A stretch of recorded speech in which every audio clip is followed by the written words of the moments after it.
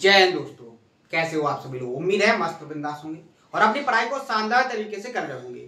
अपना जो लास्ट का सेशन हुआ था ज्योमेट्री में, उसमें मैंने आपको क्या समझाया था कि इक्विलेटरल ट्रायंगल से रिलेटेड कौन कौन से कॉन्सेप्ट है जिनसे एक एग्जामिनर क्वेश्चन को क्रिएट कर सकता है। हर एक कॉन्सेप्ट को विद प्रूफ के साथ समझाने की कोशिश की थी और आपने बहुत मेहनत से उसको समझने की कोशिश भी की थी। उम्मीद है आपको बहुत अच्छे से आपके माइंड के अंदर सेट हो गए होंगे, क्योंकि मैंने आपके लिए हर एक कॉन्सेप्ट पर कम से कम 3 या 4 क्वेश्चन प्रैक्टिस करवाने की, हर एक टाइप की लैंग्वेज, हर एक टाइप के डाटा को सॉल्व करने की टेक्निक बेस्ट अप्रोच के साथ समझाने की कोशिश की थी।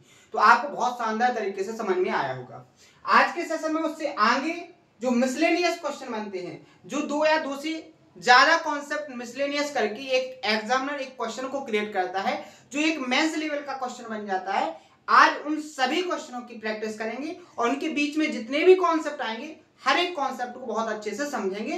पहले डायग्राम से समझेंगे, फिर उसके प्रूफ को समझेंगे और फिर उस पर क्वेश्चनों की प्रैक्टिस करेंगे। इस तरीके से आपके जो माइंड के अंदर है कॉन्सेप्ट को बहुत अच्छे से सेट किया जाएगा।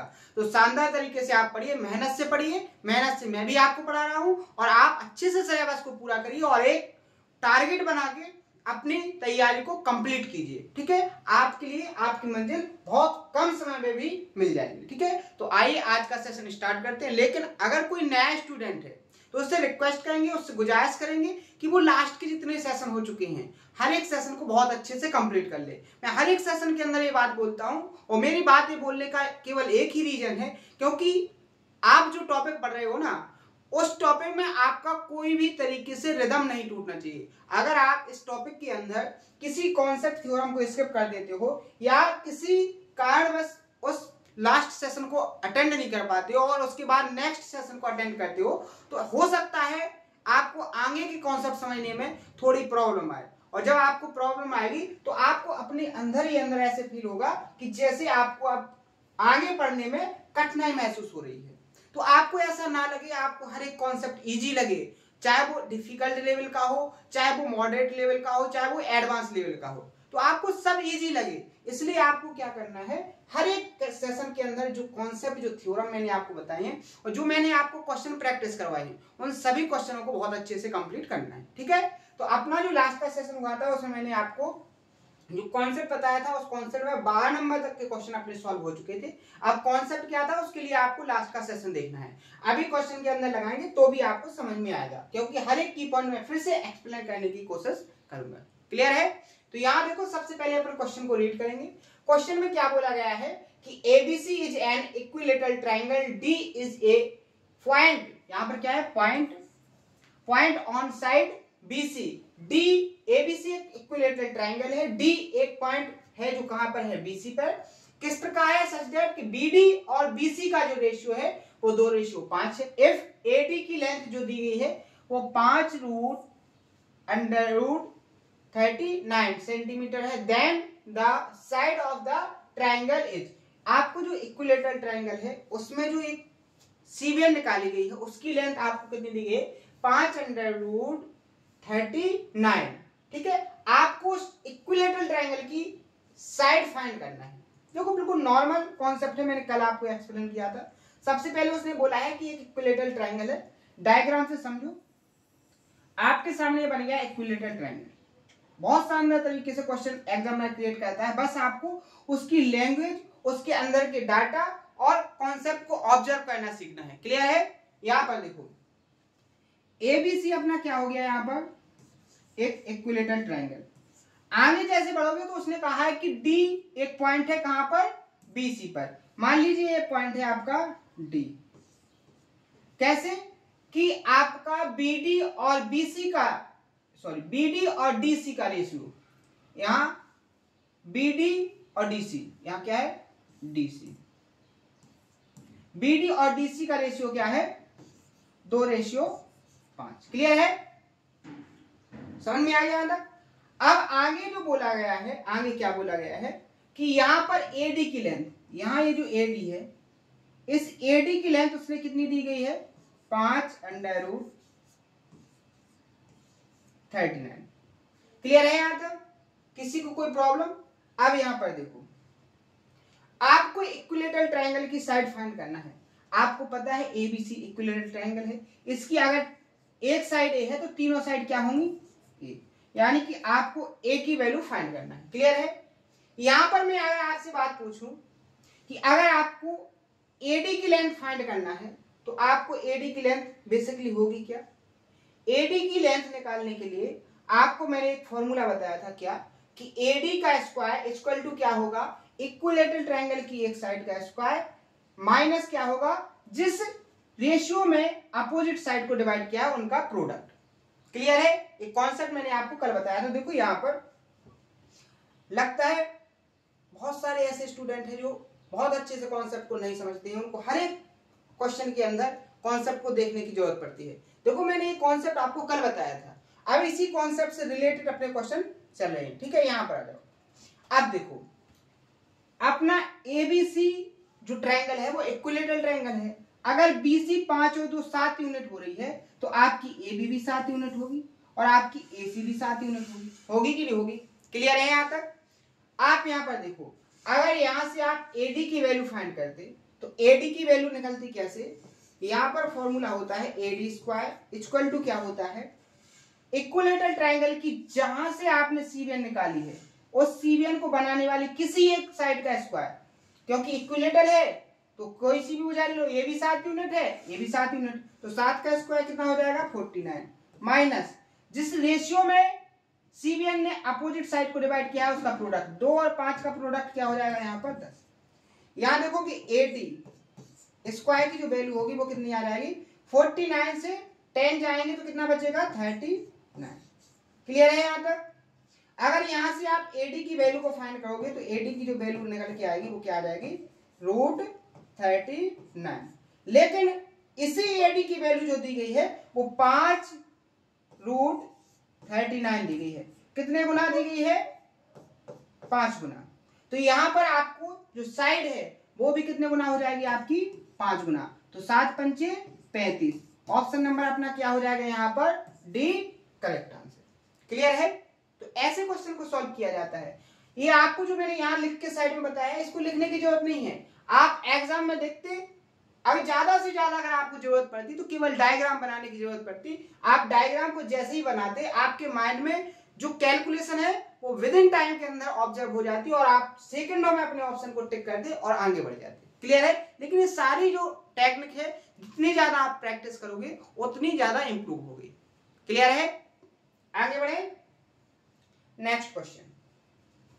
यहां देखो क्वेश्चन को रीड करेंगे। सबसे एक ही कॉन्सेप्ट से रिलेटेड सारे क्वेश्चन सॉल्व हो रहे हैं अभी, लेकिन लैंग्वेज और डाटा बिल्कुल डिफरेंस है, बिल्कुल डिफरेंस है, जिससे आपको एक मोटा मोटा एक वे पता चल जाए कि एग्जामिनर क्वेश्चन को कैसे क्रिएट करता है, सेम कॉन्सेप्ट में भी लैंग्वेज को कैसे कैसे मॉडिफाई कर सकता है। हर एक टाइप की लैंग्वेज में आपको प्रैक्टिस करवा रहा हूं। ठीक है, यहां देखो जैसे इस क्वेश्चन में देखो यहां पर बोला गया है कि the length of each side of an equilateral triangle ABC is 3 centimetre. जो इक्विलेटरल ट्रायंगल है उसकी हर एक साइड की लेंथ कितनी है 3 सेंटीमीटर।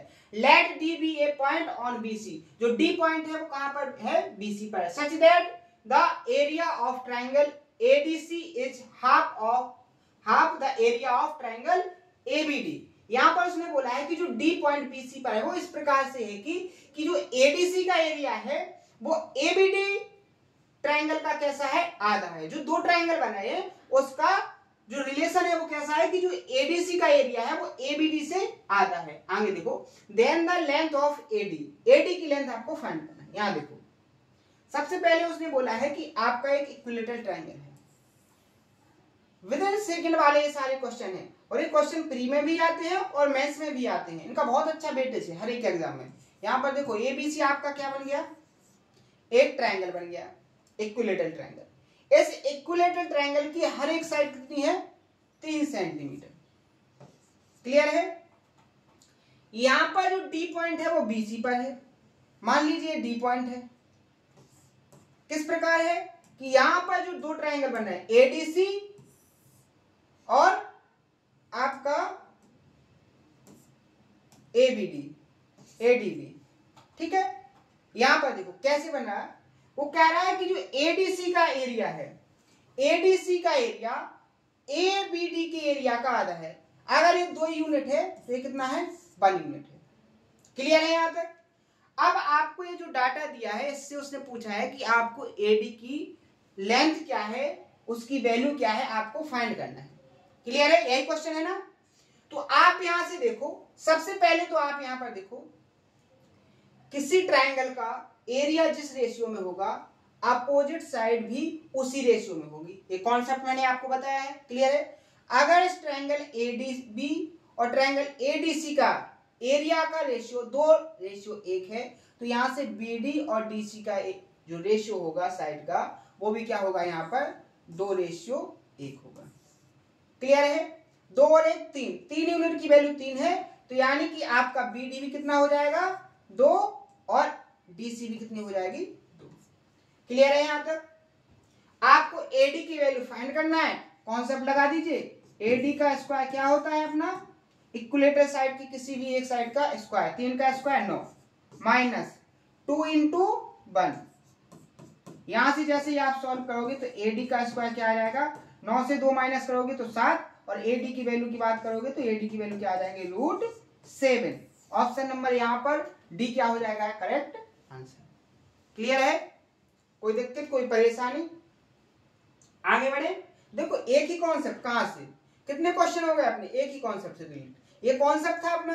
यहां देखो एक क्वेश्चन डिफरेंट लैंग्वेज का, दूसरा क्वेश्चन बिल्कुल डिफरेंट लैंग्वेज का, इसके बाद तीसरा क्वेश्चन और चौथा क्वेश्चन, यानी 4 क्वेश्चन एक कॉन्सेप्ट से हो चुके हैं। अलग अलग डाटा, अलग अलग लैंग्वेज से, एक ही लैंग्वेज के नहीं, अलग अलग लैंग्वेज के, जिससे आपको एक बे फाइनल हो जाए कि एग्जामिनर ऐसे ऐसे लैंग्वेज को मॉडिफाई करके आपके एग्जाम में क्वेश्चन को क्रिएट कर सकता है।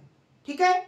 आपकी कहीं भी कोई भी वीक पॉइंट नहीं रहना चाहिए, ना ही कॉन्सेप्ट के अंदर, ना ही आपकी प्रैक्टिस के अंदर, ना ही आपको कॉन्सेप्ट ऑब्जर्व करने की टेक्निक के अंदर। आपकी सारी की सारी अप्रोच कंप्लीट होनी चाहिए, जिससे आपके जो सॉल्यूशन निकालने की स्पीड होगी वो आपकी विद इन सेकंड में आपके सॉल्यूशन निकलेंगे। ठीक है? लेकिन उसके लिए आप मेहनत से पढ़िए। ऐसा नहीं है कि आपको पर्याप्त डाटा मिल जाए, पर्याप्त आपके कॉन्सेप्ट हो जाए, एक एग्जाम में जो आ सकता है वो सब आपके पास होने के बाद आपका सिलेक्शन हो जाए, ये बिल्कुल भी फिक्स नहीं है। आपके पास हर एक पॉसिबिलिटी होने के बाद भी आपका सिलेक्शन नहीं हो सकता। लेकिन अगर आपको सिलेक्शन चाहिए तो जो आपके पास मटेरियल हो गया है, जो आपके पास आपको कॉन्सेप्ट मिल चुके हैं, उन हर एक कॉन्सेप्ट पर, हर एक टाइप की लैंग्वेज पर इतने ज्यादा से ज्यादा प्रैक्टिस कीजिए कि आपके माइंड के अंदर वो सारे कॉन्सेप्ट, वो सारे टाइप्स, हर एक टाइप की लैंग्वेज की थ्योरी आपके माइंड के अंदर सेट हो जाए। और जैसे ही आप एग्जाम में बैठो, जैसे ही आप एग्जाम के हॉल में बैठो, आपके सामने जब क्वेश्चन आए तो हर एक क्वेश्चन की जो लैंग्वेज है, उसके अंदर का जो कॉन्सेप्ट है, वो कॉन्सेप्ट आपके माइंड में विद इन सेकंड में ऑब्जर्व होने लगे। ठीक है? तो जितनी ज्यादा प्रैक्टिस करोगे उतना ज्यादा पॉसिबल होगा कि आप कॉन्सेप्ट को ऑब्जर्व करना सीख जाओ। ठीक है? क्लियर है? यहां देखो, यहां थोड़ा चेंज किया है क्वेश्चन में। यहां क्या बोला है, an equilateral triangle of area 300 centimetre square is cut from its 3 vertex to form a regular hexagon. Area of hexagon is what % of the area of triangle. यहां पर उसने बोला है कि जो इक्विलेटरल ट्रायंगल है उसका एरिया कितना है, 300 सेंटीमीटर। इसको काटकर, 3 वर्टेक्स को काटकर, तीनों वर्टेक्स को काटकर क्या बनाया गया है, एक रेगुलर हेक्सागन बनाया गया है।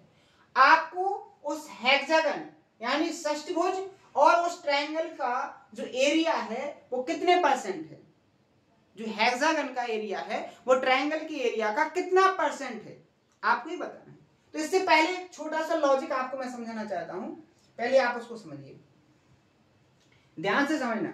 2 लॉजिक इसमें छोटे छोटे लगाए गए हैं। क्या है, जैसे देखो, वैसे कॉन्सेप्ट को मैं पहले एक्सप्लेन कर चुका हूं। यहां पर देखो, आपका ये इक्विलेटरल ट्रायंगल है, अच्छे से डायग्राम, आपका एक इक्विलेटरल ट्रायंगल है। इस इक्विलेटरल ट्रायंगल में मैंने आपकी जो ये तीसरी साइड है इसके पैरेलल एक लाइन खींची। ठीक है? तो यहां पर आप देखोगे एक छोटा सा ट्रायंगल आपका सामने बन के तैयार हो गया, एक पूरा कंप्लीट ट्रायंगल और एक छोटा वाला ट्रायंगल। तो मैंने आपको बताया था कि अगर कोई इक्विलेटरल ट्रायंगल है और उसके अंदर किसी एक साइड के पैरेलल अंदर कोई साइड खींची जाती है तो जो ट्रायंगल बनेगा वो भी कैसा होगा, एक इक्विलेटरल ट्रायंगल होगा। तो एक आप यहां पर देखो ये जो ट्रायंगल है और कंप्लीट ये बड़ा वाला ट्रायंगल एक दूसरे के सिमिलर होंगे कि नहीं होंगे, एक दूसरे के सिमिलर होंगे कि नहीं होंगे, एक दूसरे के कॉन्ग्रुएंट होंगे कि नहीं होंगे, यानी कि ये दोनों त्रिभुज एक दूसरे के सर्वांग भी होंगे और एक दूसरे के समरूप भी हो जाएंगे। क्लियर है? अब आप यहां देखो, अगर ये 60 डिग्री का है तो ये भी 60 डिग्री का होगा, क्योंकि ये जो लाइन है वो इसके पैरेलल है और ये वाला एंगल और ये वाला एंगल क्या है, एक दूसरे के संगत कोण। अगर आपका 60 डिग्री ये था तो ये भी आपका 60 डिग्री होगा। ठीक है, ये 60 तो तीसरा एंगल ये भी कितना होगा आपका 60 डिग्री। क्लियर है? तो यहां पर ये दोनों ट्रायंगल कैसे होंगे, एक दूसरे के सिमिलर होंगे।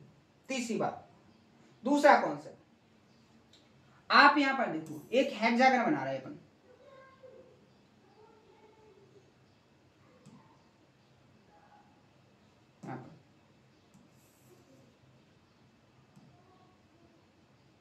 एक हेक्सागन अपन बनाते हैं। हेक्सागन का मतलब होता है 6 इक्वल साइडों को मिलाकर एक डायग्राम क्रिएट करना। ठीक है, 1 2 3 4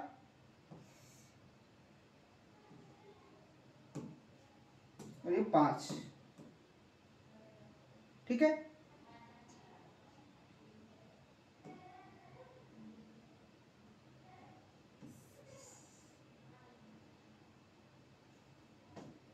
ये बन गया आपके सामने हेक्सागन। क्लियर है? ये जो हेक्सागन बन गया है, आप ध्यान से देखोगे जब आप इनके वर्टेक्स को मिलाओगे आमने सामने तो आपको पता चलेगा कि यहां पर 6 ट्रायंगल बनेंगे। कितने ट्रायंगल बनेंगे? 6 ट्रायंगल। 1 2 3 4 5 और 6। और ये जो 6 ट्रायंगल बनेंगे इनका जो एरिया होगा वो कैसा होगा, इक्वल। सॉरी, कैसा होगा, इक्वल। अगर इसका एरिया 1 यूनिट है तो ये भी 1 यूनिट होगा, ये भी 1 यूनिट होगा, ये भी 1 यूनिट होगा, ये भी 1 यूनिट होगा और ये भी 1 यूनिट। यानी कि आप कह सकते हो कि अगर आपके सामने कोई हेक्सागन डायग्राम बनाया गया है, आप उसके हेक्सागन के आमने सामने के वर्टेक्स को अगर मिलाओगे तो आपको जो मिलेगा वो क्या मिलेगा कि 6 ट्रायंगल मिलेंगे और उन 6 ट्रायंगलों का जो एरिया होगा वो आपस में कैसा होगा, इक्वल होगा। क्लियर है? दोनों कॉन्सेप्ट आपको समझ में आ गए? दोनों कॉन्सेप्टों में किसी को कोई प्रॉब्लम, कोई दिक्कत? अब इसी कॉन्सेप्ट से जो क्वेश्चन क्रिएट किया था एग्जामिनर ने उसको देखो। यहां पर क्या कॉन्सेप्ट लगाया गया, कैसे लगाया गया उसको देखो। उसने बोला है कि एक ट्रायंगल है, लेकिन ट्रायंगल कैसा है, इक्विलेटरल ट्रायंगल। आपने इक्विलेटरल ट्रायंगल बना लिया, मान लीजिए एबीसी। ये हो गया आपके सामने एबीसी, एक इक्विलेटरल ट्रायंगल। अब इस इक्विलेटरल ट्रायंगल के अंदर ट्रायंगल की तीनों साइडों को काटकर क्या बनाया गया है, एक हेक्सागन बनाया गया है। यहां पर इस तरीके से।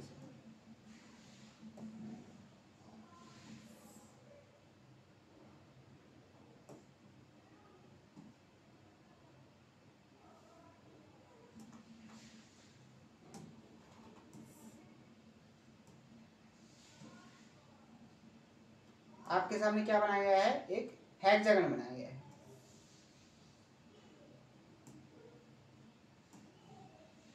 ठीक है, ये बन गया आपके सामने एक हेक्सागन।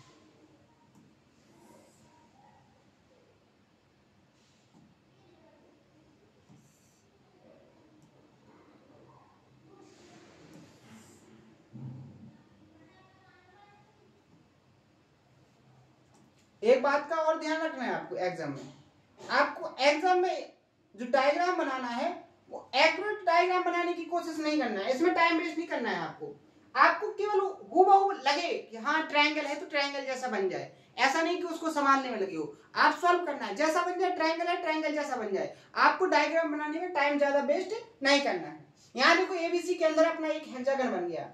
अब जैसे ही हम हेक्सागन के वर्टेक्स को आपस में मिलाएंगे तो यहाँ पर कितने ट्रायंगल बनेंगे, आपके 6 ट्रायंगल बनेंगे। कितने ट्रायंगल बनेंगे? 6 ट्रायंगल बनेंगे। समझने की कोशिश करना, ठीक है। यहाँ पर ये मिल रहे, तो यहाँ पर 1 2 3 4 5 और 6, ठीक है। क्लियर है? 6 ट्रायंगल बन गए और इनका जो एरिया है वो इक्वल है 1 यूनिट है। क्लियर है?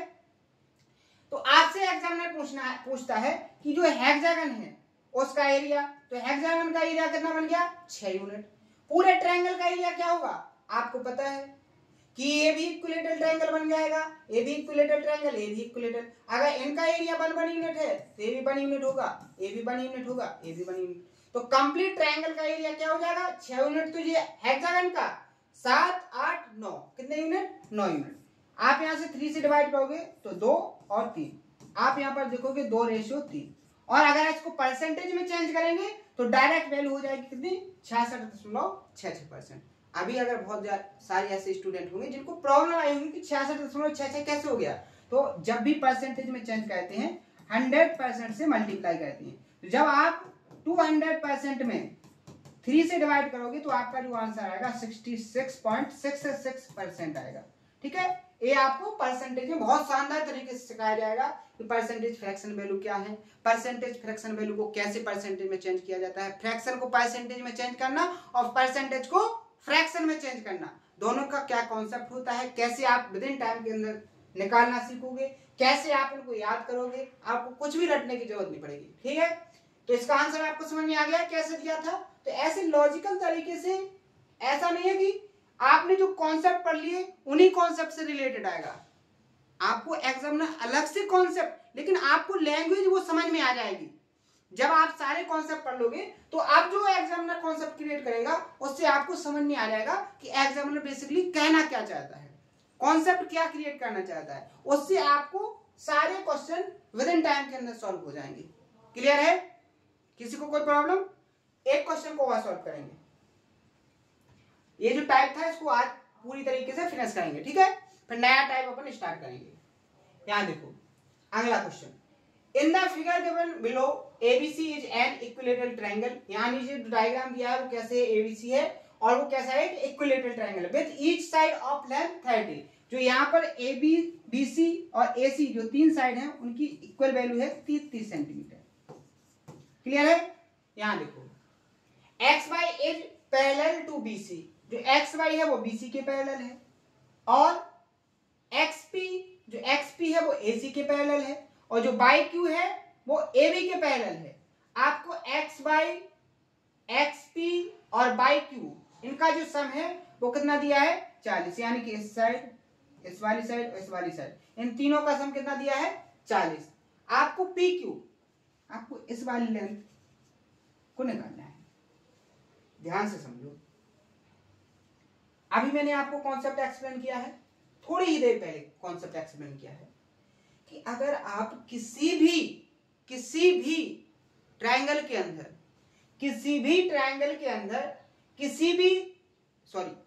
भी इक्विलेटरल ट्रायंगल के अंदर किसी एक साइड के पैरेलल कोई लाइन खींचते हो तो उसके अंदर जो ट्रायंगल बनेगा वो इक्विलेटरल ट्रायंगल ही बनेगा। समझ में आए? यहां पर आप देखोगे कि अगर आपकी ए साइड ए है तो ये भी साइड आपकी ए होगी और ये भी साइड आपकी ए होगी। क्लियर है? क्योंकि ये इक्विलेटरल ट्रायंगल बनेगा। इसी तरीके से आप यहां पर देखो, अगर ये साइड बी है तो ये भी साइड आपकी बी होगी और ये भी साइड बी होगी, क्योंकि एक्स बीपी आपका एक इक्विलेटरल ट्रायंगल बनेगा, क्योंकि एक्स पी है जो वो आपकी एसी के पैरेलल है और एबीसी आपका एक इक्विलेटरल ट्रायंगल। क्लियर है? ध्यान से समझो। यहां देखो नेक्स्ट, अगर आपकी ये लाइन स्मॉल सी है तो ये भी आपकी स्मॉल सी होगी और ये भी आपकी स्मॉल सी होगी। क्लियर है? अगर मैं आपसे पूछूं कि एबीसी जो ट्रायंगल है इसका पेरीमीटर क्या है, तो आपकी एक साइड 30 है, इक्विलेटरल ट्रायंगल की एक साइड 30 है, तो पेरीमीटर क्या हो जाएगा? 30 का 3 गुना, यानी कि 90। क्या हो जाएगा? 90। आप यहां पर देखोगे ए बी 2 ए बी और बी, ये भी ये है और ये भी ये है, 2A A B 2B AC 2C, यानी आप कह सकते हो जो पेरीमीटर है वो क्या है, 2 कॉमन आ जाएंगे, ए प्लस बी प्लस सी, ठीक है, प्लस आपकी ये जो लेंथ है पी क्यू, ठीक है, पी क्यू, इसका जो सम है ये पेरीमीटर है वो 90 डिग्री है, क्लियर है। और यहां पर आप देखो A B C, X by X P और बाई क्यू, इनका सम कितना है 40, यहां पर वैल्यू पुट कर दो, 2 into 40 plus P Q equal to कितना हो जाएगा 90, 40 दूनी 80, 80 इस तरफ जाएगा तो पी क्यू की जो लेंथ होगी वो कितनी आ जाएगी आपकी 10 सेंटीमीटर, यानी ऑप्शन नंबर डी यहाँ पर क्या हो जाएगा करेक्ट आंसर। तो देखो कितना आसान तरीका है, बस आपको लॉजिक समझ में आना चाहिए। अब ऐसा कॉन्सेप्ट तो मैंने आपको पहले कभी नहीं बताया, लेकिन आपने ऑब्जर्व कर लिया ना कि इसके अंदर कॉन्सेप्ट क्या लगना है, ठीक है। तो ऐसे आपको कॉन्सेप्ट ऑब्जर्व करना है, हर एक कॉन्सेप्ट के अंदर आपको मेहनत से करना है हर एक प्रैक्टिस को, तो आपको सारी चीजें हो जाएंगी। तो आप मेहनत से पढ़िए, लगन से पढ़िए, और ज्यादा से ज्यादा आप जो आपको डाटा मिला है, जो आपको कंटेंट मिल गया है, जो आपको मटेरियल मिल गया है, उस पर काम करना स्टार्ट कीजिए और आप अपने अंदर की डिमोटिवेशन को बिल्कुल हटा दीजिए। आपके सामने क्या समस्याएं आ रही, आपके सामने क्या प्रॉब्लम आ रही, आपके पीछे कौन कौन है, आपके पीछे कौन नहीं है, इसको बिल्कुल भूलकर आप आगे के लिए बढ़िए, ठीक है। सारी प्रॉब्लम सॉल्व हो जाती है जब आपके लिए एक सफलता मिल जाती है, सारे लोग अपने हो जाते हैं जब आपके पास एक सफलता हो जाती है। तो उस सफलता को पाने के लिए आप अपनी मेहनत को दुगना कर दीजिए, और अगर दुगने में काम न चले तो उसको 4 गुना कर दीजिए। जितने में आपको सफलता मिल जाए अपनी मेहनत को उतने ज्यादा बढ़ा दीजिए, ठीक है, आपको अपनी सफलता जरूर मिलेगी। तो इसी उम्मीद के साथ आज के सेशन को फिनिश करते हैं। अगर किसी को कोई डाउट हो तो कमेंट बॉक्स में बताएं, हर एक डाउट को पूरी तरीके से सॉल्व किया जाएगा।